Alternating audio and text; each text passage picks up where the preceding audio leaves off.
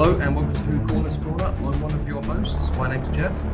And I'm one of your other hosts. My name is Paul.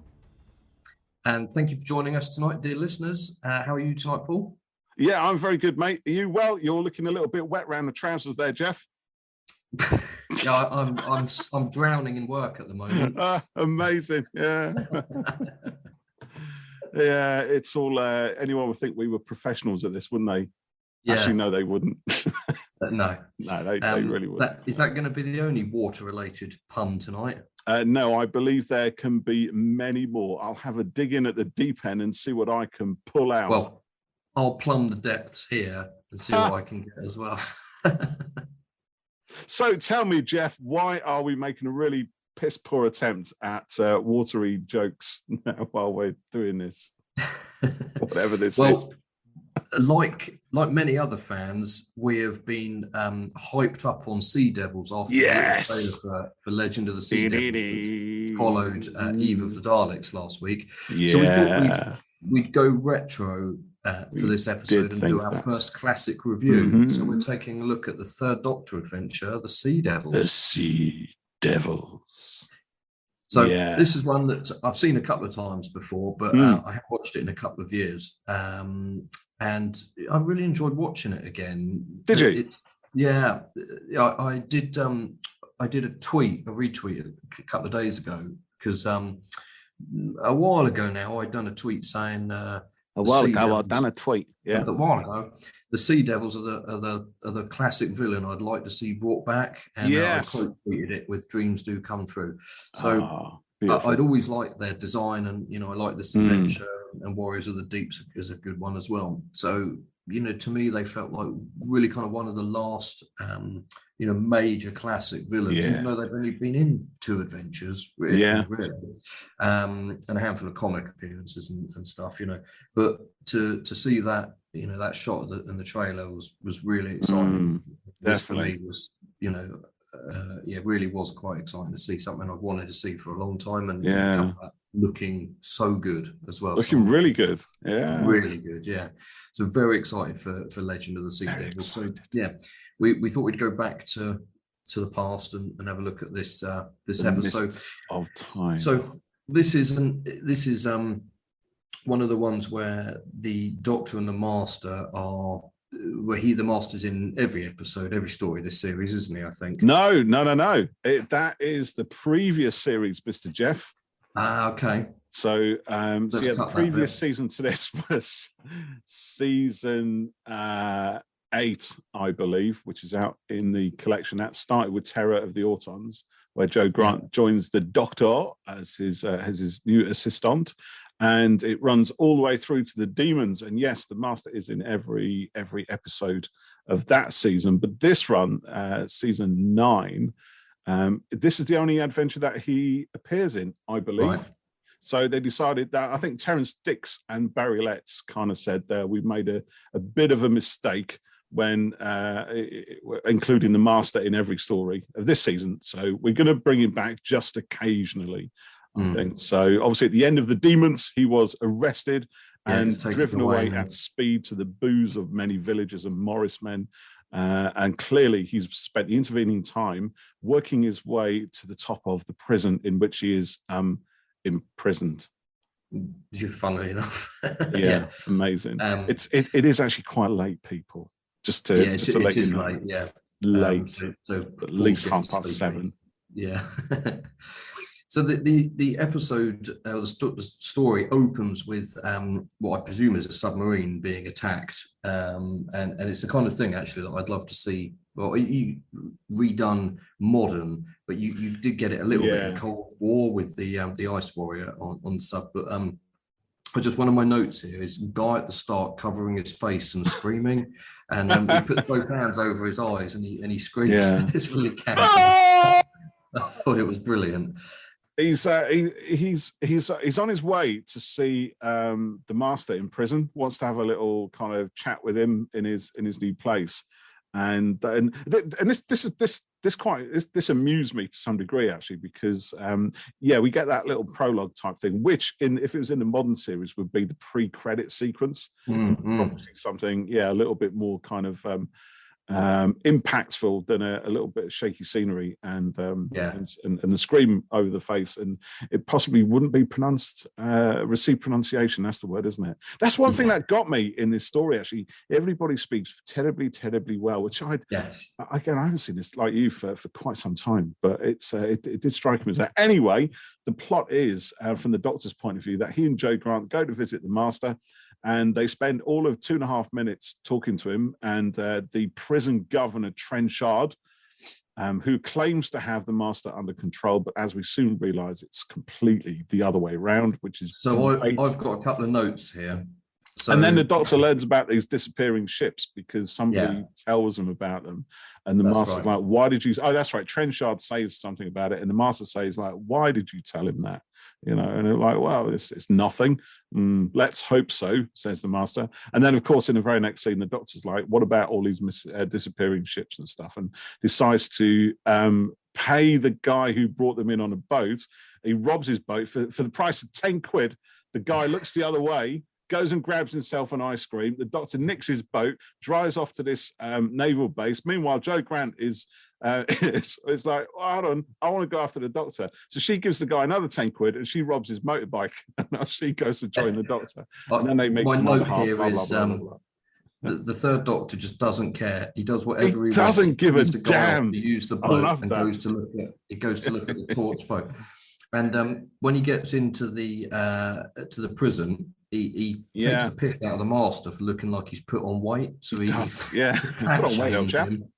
And then the Master tries to hypnotize the guard because the Trenchard says that guards are immune to hypnotism. I love that. The fact that they've got a ready-made example right there, just to kind of throw in and show to anybody who might be visiting the prison that the Master is, everybody is immune to the Master's hypnotic mesmerism. And his hypnotism is full on eyebrow twitching. It's brilliant. Obey me. I tell you what. And then the guy's just like, a cup of tea. He just doesn't work. Very well, sir. Yeah. Now there was one shot that they had, which I thought was quite impressive for the time, where the camera moves into the TV and then it sort of passes through it. And it does, doesn't it? Yes, Master right. Cell. There's an awful lot of crash zooms in this story. There's a lot. Sometimes they're a little bit more crash than zoom, but they're great ambition, great stuff. Who's the director? Michael Bryant, isn't it? In this one, who had already done Colony in Space the previous season, right? So he was definitely. It just strikes me actually that there's a lot of experimental stuff with this particular story, and I think that having those kind of those camera techniques is one of them.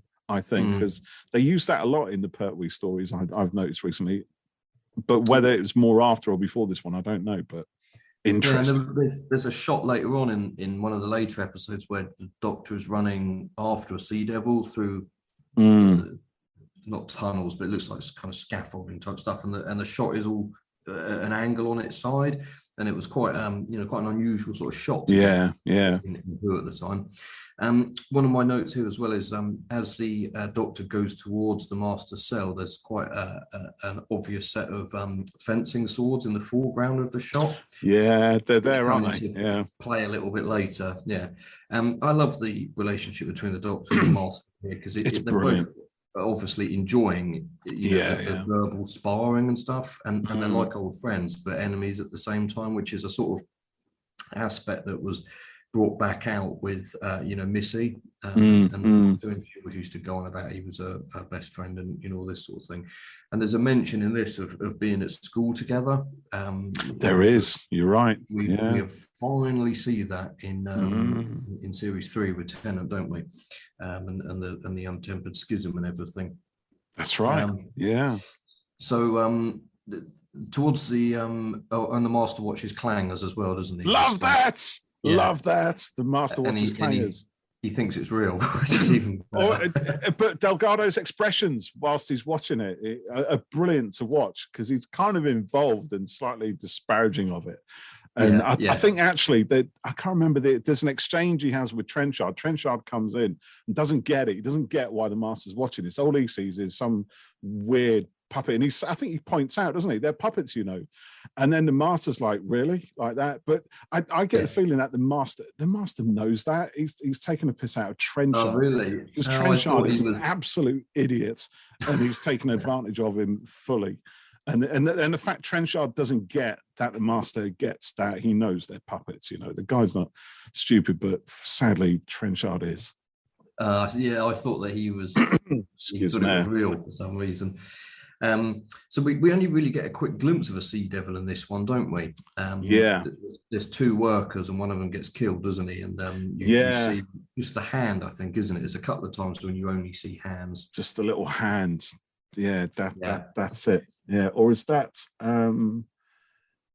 where is that? Is that the end of episode? Is that the end of episode 1?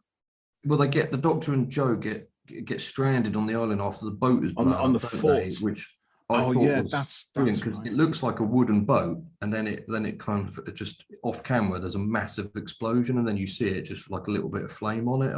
And it made me think of, you know, in The Simpsons when anyone gets really angry, they overturn a wooden table and it bursts into flames and stuff like that. Yeah.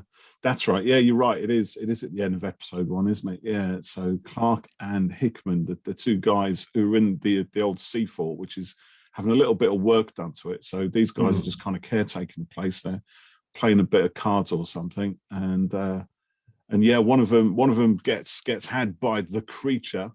Yeah. And then meanwhile, while the Doctor and Joe are sort of walking their way through the place, there's a big explosion outside. And when they look out the window, their boat is no more. It has gone. Yeah, that's it.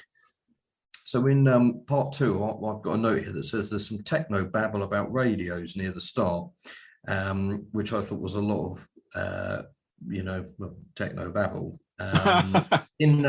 In part 2, it's when the Doctor first meets the Sea Devil, and the Sea Devil looks so good, doesn't it? You know, it's got these. It looks brilliant. Yeah, I mean, it's obviously a thing of its time. I think. I mean, its eyes are quite static, but they look suitably fishy. Yeah. You know, they've got that weird sort of almost translucency to them that fish eyes seem to have. I think there's a lot of care and attention. I mean, the mask itself doesn't look terribly mobile, but again, you know, this is 1972. Well, that's the thing, but you've got to look at these things, anything from the past, and think how would audiences at the time have viewed it based on, you know, they have no, you know, experience of the sort of stuff that we get now, of course. So, you know, you watch the Sea Devils, and you know you're not going to look at it and go, well, that's rubbish, because you just have no. Oh, my mum would. My mum would totally do that. She did that all the time with Doctor Who. She didn't care what year it was or what limited resources or cash was available. Anything on Doctor Who that looked a little bit weird, she was like, well, that's a lot of rubbish. She didn't talk like that as well, actually. Well, maybe people would rubbish. That's Sea Devil rubbish. That's Sea Devil rubbish. Silurian rubbish, but you're right, yeah, exactly. But then she's just not into that sort of thing, so it doesn't matter. Well, for me, that does. I mean, this is slightly before I was around when this was done, but I would have literally been a baby in arms. So I never watched this first time round. What year was this one? 1972, I believe. Yeah, I wasn't around then. Yeah, shut up. I was just a wee fella anyway, so I wouldn't have been, you know, I wasn't even walking or talking or anything. So I wouldn't have remembered that. So, see, I'm actually thinking about it. When did I first see this? I think I saw it on probably the same time I saw most classic Doctor Who's, was in the 90s when they were repeated on UK Gold. I think that's probably the first time I really saw this. I think I bought this one, well, it would have been sometime after the show came back. And I went through quite a lengthy phase of buying the old classics, because I'd find them. Did you? Yeah. And they'd be like £4 or £5. Or, they did them at a really good price, didn't they? They did, because I didn't buy any for a long time, because they were like £20 a time, and I thought, I can't justify that. Just wait then, half a year or so, and then they just knocked the price right down, didn't they? Yeah, and I bought tons, because you know they were much cheaper. One of the other notes I made on this one is it's literally quite a big story in terms of its production. Yeah, it really is, isn't it? Bases, helicopters, it's got and everything. There's a credit to the Navy in the end. So they obviously cooperated with them, and I think it looks really impressive. I think Yeah, I think because I think Barry Letts had wanted to do a story in the Navy just to kind of give the whole season some scope. I think him and Terence are really good at that. Just looking at what sort of stories they can tell, where they could push them, what they could do to kind of mix things up a little bit, because they were earthbound, and that was a restriction that had kind of been imposed on them. So it's like, well, what can we do that's going to be more interesting each time? And I think I was watching a bit of the extras, but sadly I did fall asleep, so I might not have caught the whole story. But Barry Letts contacted the Ministry of Defence, asked whether he could do it. He said, yep, you can absolutely do it, because I think the MOD were quite keen to have the Navy portrayed in a positive light. Right. And I think that was the only caveat that was made on them, actually. As long as the Navy is portrayed positively, then surely you could do it. And they seem to be more than happy to go along. In fact, even I think they provided more than they wanted, because there's a whole bunch of Super 8 film, 8mm, which some people on the base had taken, and they had a right good old time. Stock footage. Lots of laughs by the look of things. Yeah, but of course, it's really nice impressive. Using. Sorry, go on. It's just, I think it's really impressive for the time to get something this big in scale. Oh, definitely. Well, don't forget as well, I mean, they'd used the army a few times previous to this, hadn't they? So they obviously got the army in the Invasion, the Pat Troughton story, and a couple of times. And of course, the Doctor was part of UNIT, so there was always, some kind of military component to the Doctor Who stories of that era. And in fact, actually, I think the story before this, Curse of Peladon, was the first time. Oh, actually, no, because he had Colony in Space the year before. But I think increasingly they were just trying to get away from the format a little bit. So we'd had Colony in Space to kick off this season. Now we get the Sea Devils, which sort of sees the Doctor in a familiar surrounded by military people. But of course, it's not UNIT, it's the Navy. No. So we have a brand new Brigadier type with Captain Hart. We don't have a Benton look-alike or anything like that. Oh, I suppose actually we got the commander of the submarine, don't we? Who's but he does his own thing. We got Blythe. What's her name? Is it Jane Blythe? The girl who's on the phone a lot. Yeah, it is Jane Blythe. Yeah, I just get confused because the name of the actor playing that was June Murphy. So Jane Blythe, June Murphy. You can see how I get a little bit confused. Yeah, and she'd already been in Fury from the Deep. So really? Maggie, the wife of one of the guys in Fury from the Deep, who gets infected with the foam, the deadly foam of the seaweed monster. So it was really good to see her in there. And she spars.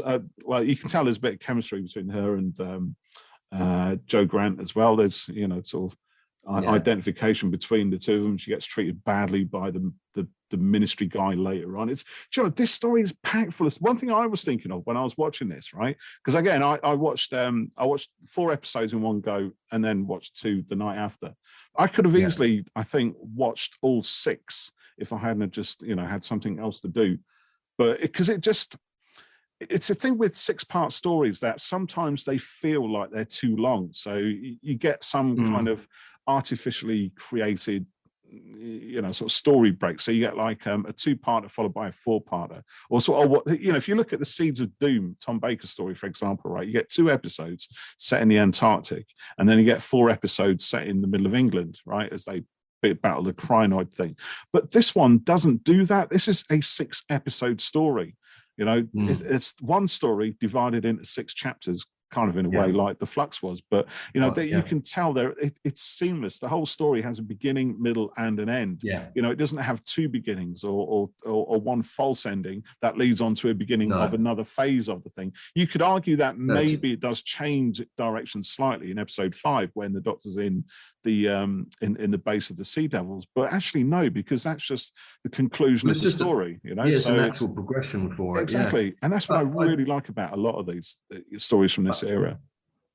I felt that I rambled on a bit there, didn't I? No, you're right, because it is one big story, and it's possibly half an episode too long, maybe, but obviously that wouldn't really have worked. How very dare you! But just because I was watching it thinking, hey, you could probably drop that shot. We don't need to see that for so long. But you mentioned Joe there, and everyone knows, but you know, the relationship with her and Pertwee is just brilliant. They obviously had a great time together and really fond of each other. And I had a note here that says Joe doesn't think his old lash up, as she called it, will work, and then he gets a response from it, and he's all sort of, you know, praises it. Oh, you know, I knew it would work, and then it blows up. It's just that kind of, you know, is quite a good little encapsulation of their relationship together and the sort of, you know, banter they've got. So the Doctor was he wanted to sort peace here with the Sea Devils, didn't he? Much like with the Silurians, you know, he was dead against having them bombed and everything, and it's such a prominent, you know, particularly for the third Doctor, character trait, I think, isn't it, to try and kind of broker peace and everything. So I liked that. So I was talking about shots. So the Doctor getting the golf ball into the glass. That was fun. Impressive in one shot. that was quite good. Well, also again, you see, what another thing that I really enjoy about this story is the depth of the characters, and going back to the whole thing of having 6 episodes, it really allows the story and the character, it allows the story to breathe, to take its time to get to where it wants to go. And having said that, it's actually a pretty fast-paced story. There's a lot of very fast cuts. There's a lot of intermediary stuff that we don't see. We don't see them traveling all the time from one place to another. They leave a place and then they're in the next place within within the next frame sometimes. But going back to what I was saying about allowing the story to breathe, that's one part of it. So the story takes its time to get to certain places, but it never feels, to me anyway, like it's too slow. It's just the right sort of pace.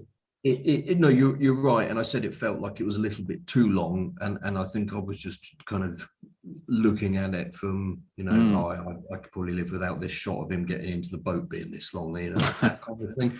But you know, there's so many good moments in it, and you know, like you said, it gets a chance to breathe, and you know, fantastic character bits. I mean, my next note here is the fencing fight is great. It's such a extended little piece, and you know, they're having a blast doing it, and it's great fun doing that. They really are. They're having a great time with that, you can tell. And I think they speeded it up as well, so they I think in the edit they decided to just turn it up a little bit, so it felt a bit more dynamic, I guess. Right. Whether that's true or not, I don't know, but I seem to recall hearing that. I think it might have been in the extras with Michael E. Bryan.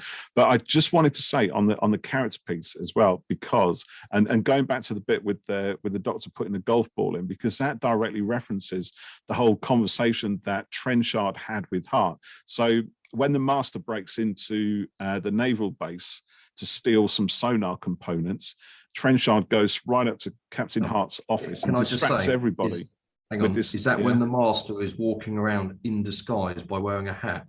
Yeah, wearing a hat and the whole naval get-up. And nobody questions him or anything. They just salute him because he's an officer. But nonetheless, point is, Trenchard storms into or just walks into Hart's office where the Doctor and Joe are sort of in deep discussion, planning their strategy, and starts this ridiculous conversation up about golf, which sort of comes from nowhere, and Hart looks a bit discombobulated. He's like, why are we talking about golf like now? And obviously there's this whole thing about the old boys and their golf date, and you know, who's going to play, who's going to stand in, and it's a ridiculous thing, but obviously it's a diversionary tactic. The Doctor is just exasperated by the whole thing, and John Pertwee just plays it brilliantly on his face, and Joe's a little bit more kind of understanding and empathetic perhaps. But of course what that does is when the Doctor and then of course when we a bit later on when we get Trenchard trying to knock the golf ball into the glass and failing, and of course the Doctor does it in one, it's just that, you know, that connection between, you know, obviously Trenchard plays golf. We don't know if he's any good at it. We don't hear him say that. He's not bragging or anything like that. But clearly, you know, he's not able to do that putt. And, you know, he's got something on his mind or something stopping him, or he just can't do it or whatever. The Doctor, calm and composed, putts it. Yeah. You know, he's probably never even lifted a golf stick in his life, perhaps, or does it through the magic of maths and measuring angles and speed and, you know, resistance and friction and stuff like that, and does it. which probably is the case, but and I love that because again, one thing that seems to characterize Jon Pertwee's Doctor, and the same in some way with the 12th, is a sense of one-upmanship, almost quiet one-upmanship. That it's strange that the Doctor is always like an anti-authoritarian kind of character, and yet throughout Jon Pertwee's tenure, he's part of the authority, the establishment in a way. He's working for the military, pretty much, United Nations or whatever.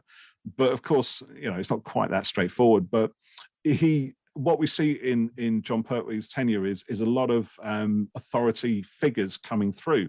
We get men from the ministry, we get the old boys from our old boys club, we get commanders, captains, brigadiers, sergeants. The whole gamut of kind of patriarchal roles that throw into it, and they're all puffed up with their self-importance, which I believe is a line from some story or another. And the third Doctor, being part of that, takes them all down.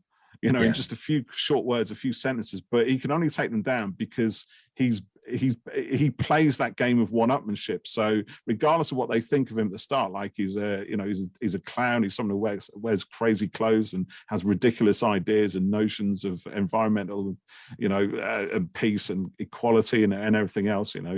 He's too flamboyant. So when he comes in and betters and does that verbal sparring with them and comes on top of them and better than them in a way, and has that little look in his eyes, it just feels so satisfying to watch. And Pertwee plays it effortlessly. And he's never sort of mean with it, is he? It's an he can be a bit acerbic at times, but yes, but he's not putting them down or being horrible to them or anything, is he? Oh, I don't know, mate. I think there are times, mate. I think so, but I think it's how you read it.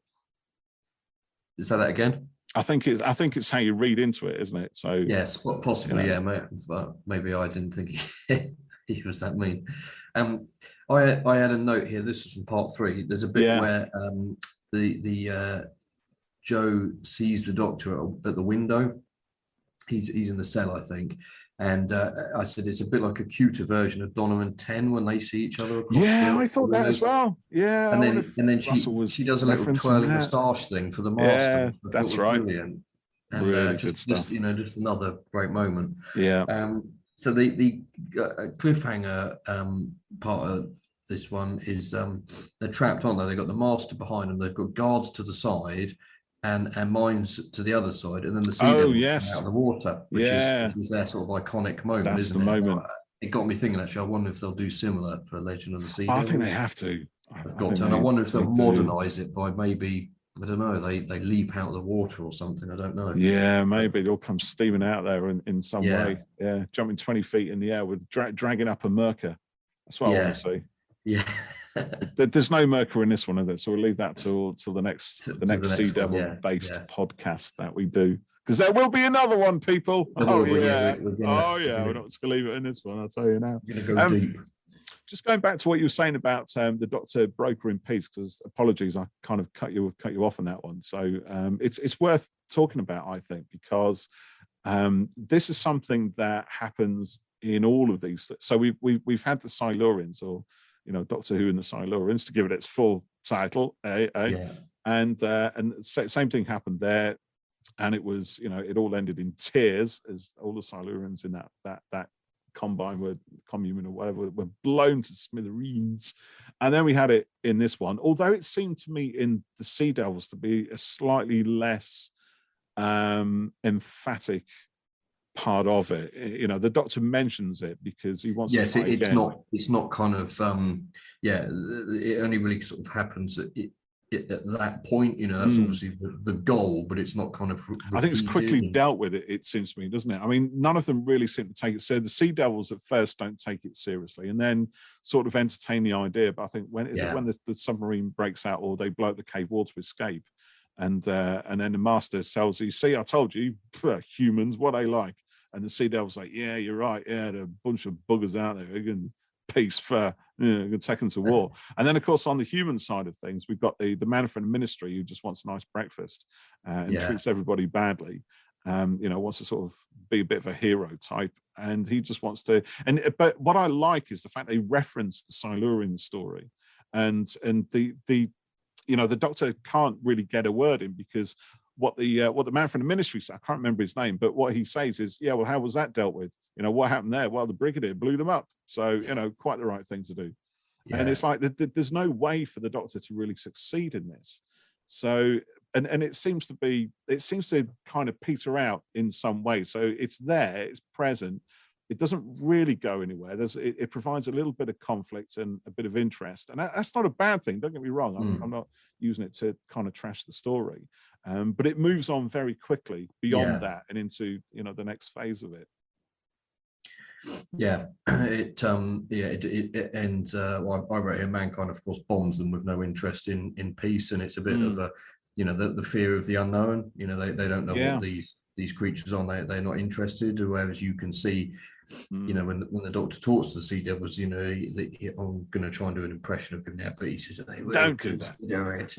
and they are open to entertaining this and to see what could happen. And what does the Doctor say? There's plenty of places where you can be, it can be your place. He wants to let help them have the sea. And but the Doctor often says that any doctor, but I can take you somewhere, an uninhabited planet, and home you, and things like that.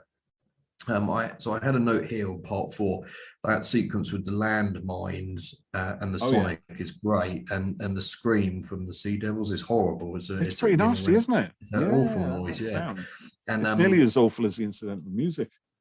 Yeah, well, that was one of my others. It was hurting my ears at some point. Oh my goodness! I put hang on, let me just go back. The music, double the music, Malcolm Clark's warbles and weeps and random electrical farts from the radiophonic workshop. Yes, it's not really music. It's not the easiest thing on the ears. Although I actually, bizarrely, I did find myself not noticing it after a little while. Yeah, and it was just part of the texture of the show. Yeah.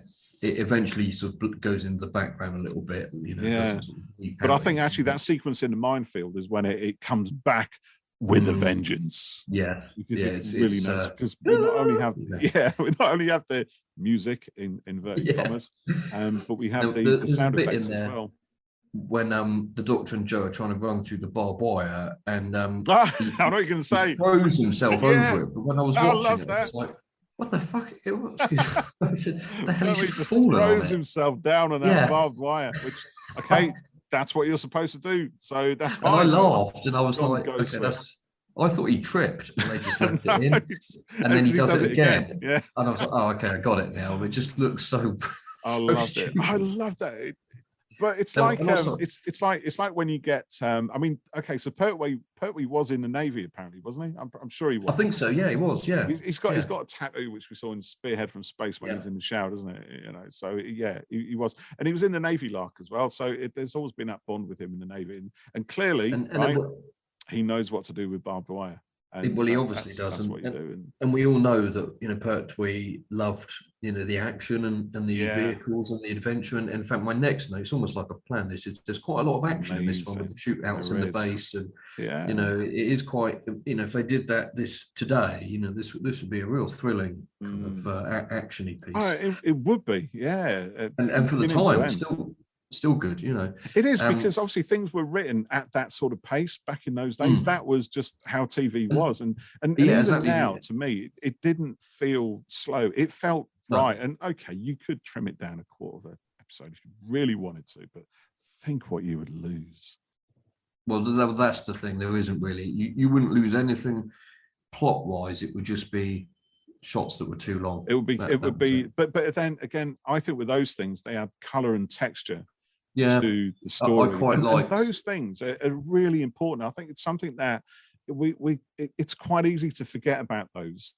Right, when we watch TV now, that's a lot quicker pace. It's like, let's get to where we're going as quick as possible. Let's keep the audience engaged. Let's give everybody eyes. If we fail to do that, if we fail to let up for even half a second, our audience will be on their phones. They'll be looking at TikTok and all sorts of things. So we've got to keep things moving, and it's just got to go quicker and quicker and quicker. And I think what happens sometimes is that the story itself, for me, the story is king, and I don't care whether it takes, whether it's a story that moves quick or whether it's a story that moves slow, as long as it's right for that story to be told in that way. at that sort of pace, I think that's fine. If you get a fast story that's padded out and it becomes slow, then it's wrong. Likewise, if you get a story that needs time to breathe and it's constricted because of it's got to move quicker than it was written for, or it's whatever, then it's equally wrong. It's just got to be right for that thing, and that's down to the creatives to stand up for their material and get what they want on screen, and trust the audiences to be intelligent enough to they'll go with it. That's my personal beef. I've got a beef with. I don't disagree. Beef. Beef. Hashtag beef. So I had a note here as well that said it was really strange seeing the Doctor in a waterproof jacket.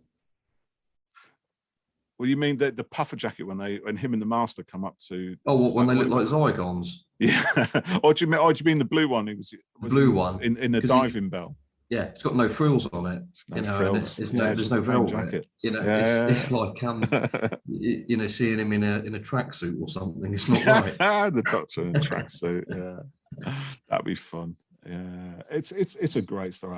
Do you know what? I like you. I think I said earlier. Actually, I haven't seen this for many years, and I can't say it's ever been my favorite story, but I really enjoyed watching it the other night. I really did. Probably more so than I've ever done. And I love the performances of it.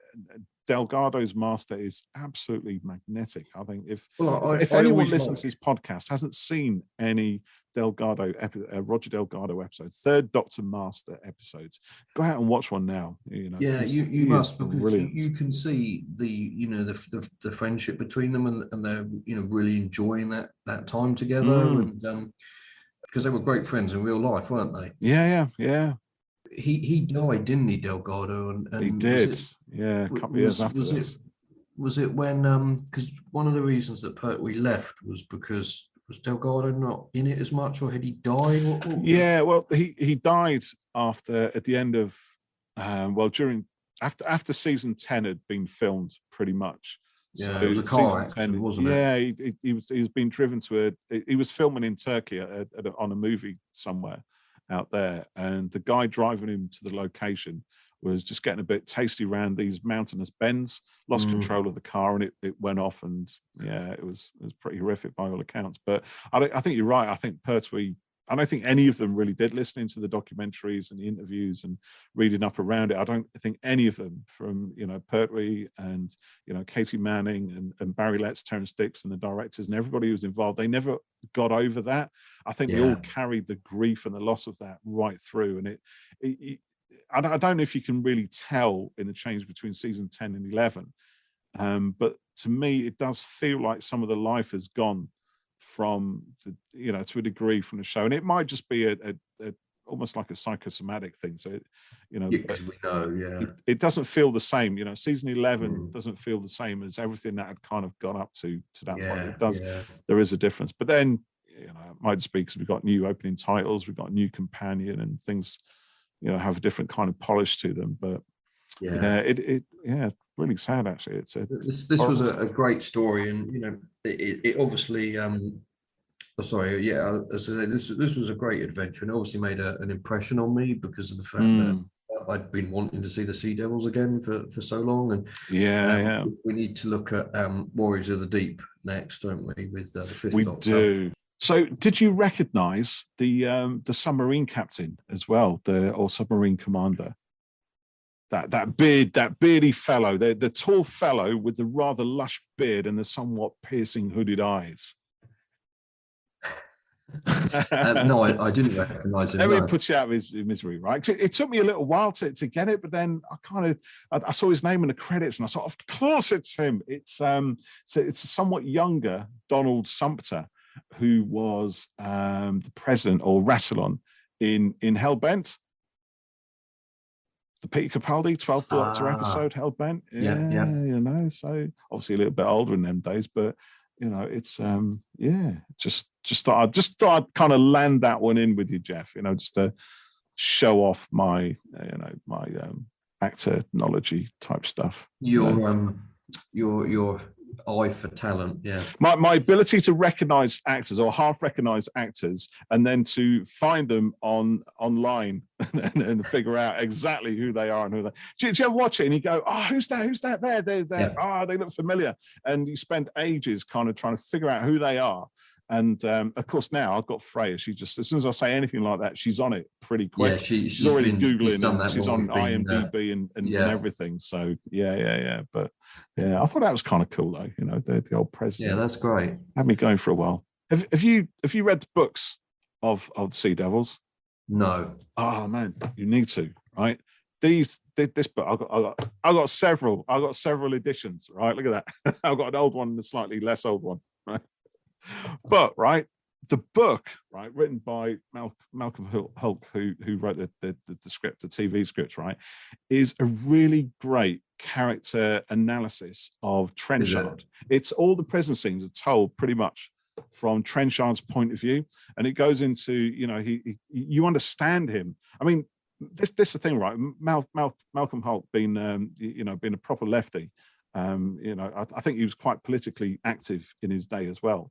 He was this amazing thing that there's clearly no love lost for the Trenchard types, the old colonialists, and the same with the man from the ministry as well. And yet, even despite that, he treats them with respect's the wrong word. He gives them depth. He gives them a believable life and a background that kind of rationalizes or provides the foundations for their ways of thinking and their actions. Because you think about this, right? You've got the master somehow being able to take over the prison and use Trenchard to, as an instrument to get what he needs. So how does he do that? And again, the doctor asks the question, what have you got on Trenchard? And it's these promises of,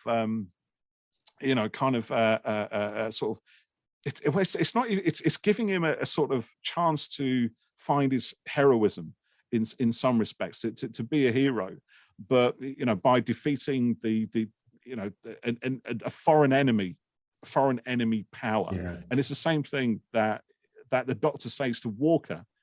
I'm saying Walker. Is it Walker, the man from the ministry? Anyway, the doctor says the same thing to him to get what he needs as well. So there's almost like a parallel, between the master using Trenchard, obviously for his own nefarious ends, and the doctor using the man from the ministry. They both use the same argument against, and they're very similar types. The MOD guy in Trenchard, they're from the same sort of mold. But in the book, you really get a great feel for Trenchard and why he allows the master to kind of, and the sort of regrets he feels as well, and the questions he asks, like, has he gone too far? Is the master now in too much control? And how do I bring this back? And it's this real head spin that the guy is in throughout the whole of that book. It is a brilliant Target novel, and I recommend it. They do that a lot in the Target books, don't they? They can expand. I think this one more so. It really is a big character study. So if you love character, then that's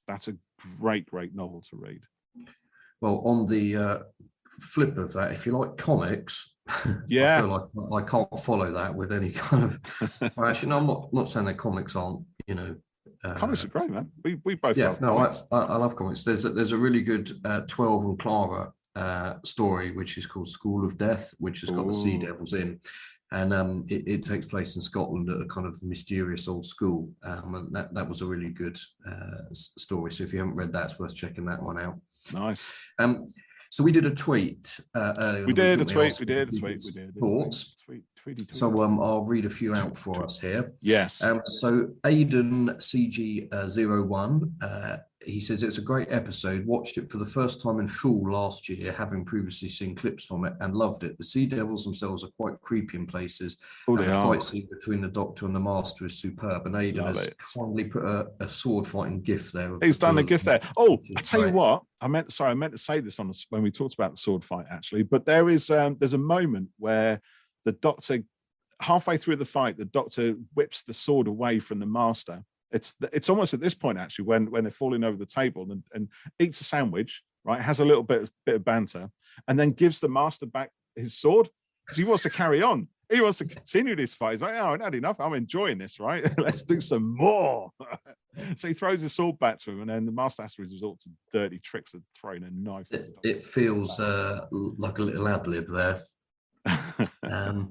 So we got 2 tweets here from Nerdperson5 and our friend Gail writes at Mealy Garage. Nerdperson says, I'll rewatch Solarian, Sea Devils and Warriors of the Deep closer to the release of Legend of the Sea Devils. So you need to come back and tell us your thoughts when you've watched them.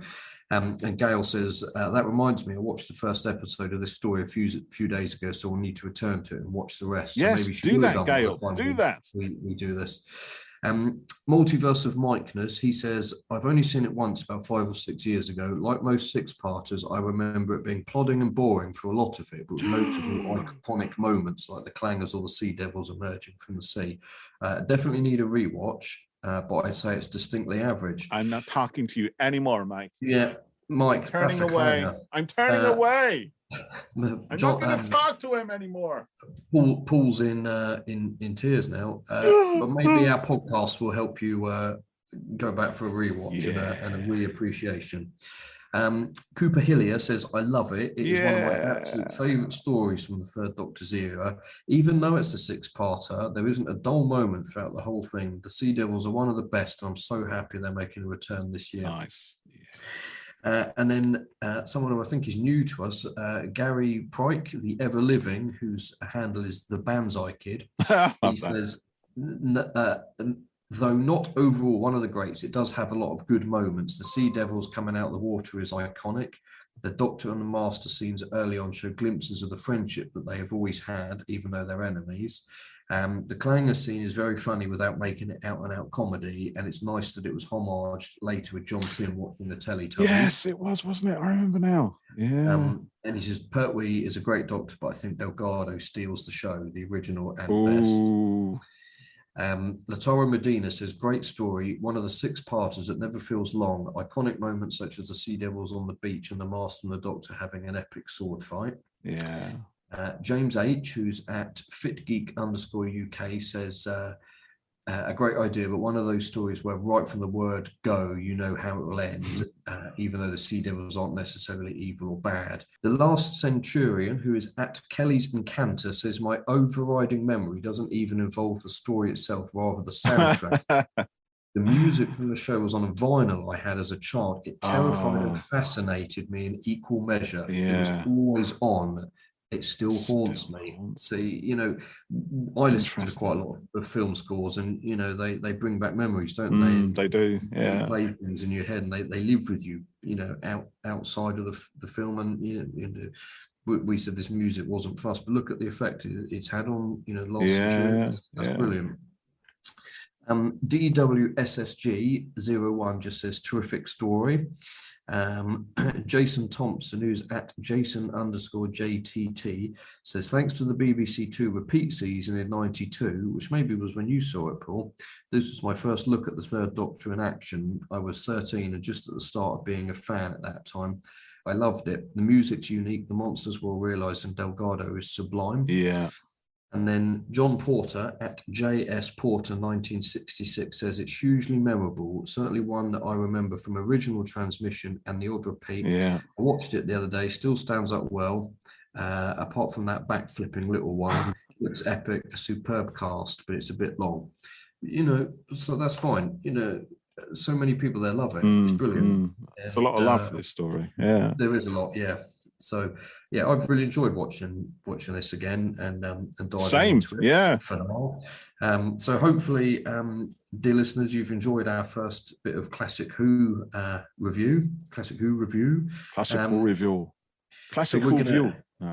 gonna. Well, that's quite good. Are we going to tackle Warriors of the Deep next? Warriors of the Deep. Yeah, this is going to be fun. So that we'll do that over the next couple of weeks, and then that'll come out. We'll do that. Let's do that before then. So thanks for chatting as always. Thank you. Thanks for listening, and we'll see you next time. See you next time. Bye for now, listeners. Bye.